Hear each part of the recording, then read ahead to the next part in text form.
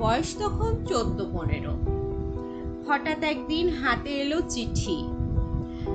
অচেনা হাতের লেখায় শব্দগুলো ভারী, ভাষা ছিল কঠিন, তবু মনে হলো এ যেন অন্য এক আনন্দের দিন।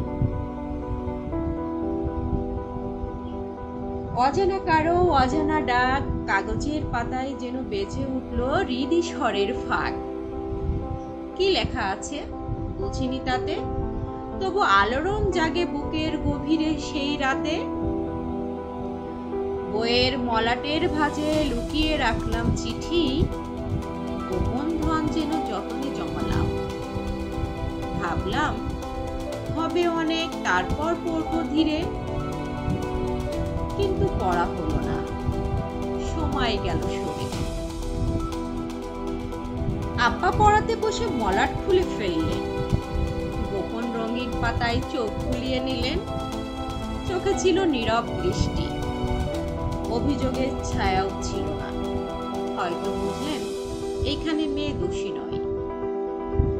তবু এলো বাধা নিষেধের কথা।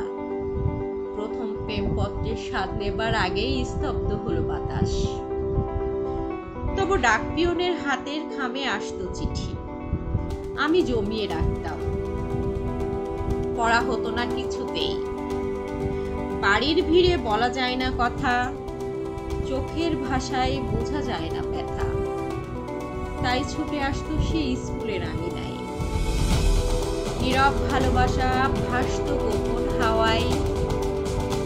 তুমি বলো কাউকে মানে না, তোমার সাথে দেখা হবে।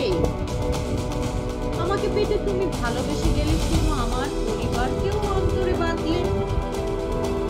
সেই সব টান আজও আঁকড়ে ধরে স্মৃতির পাতায় রঙিন হয়ে ঘুরে। প্রথম প্রেমপত্র না পড়া, তবু হৃদয়ের খাতায় আঁকে অনন্ত যাবে।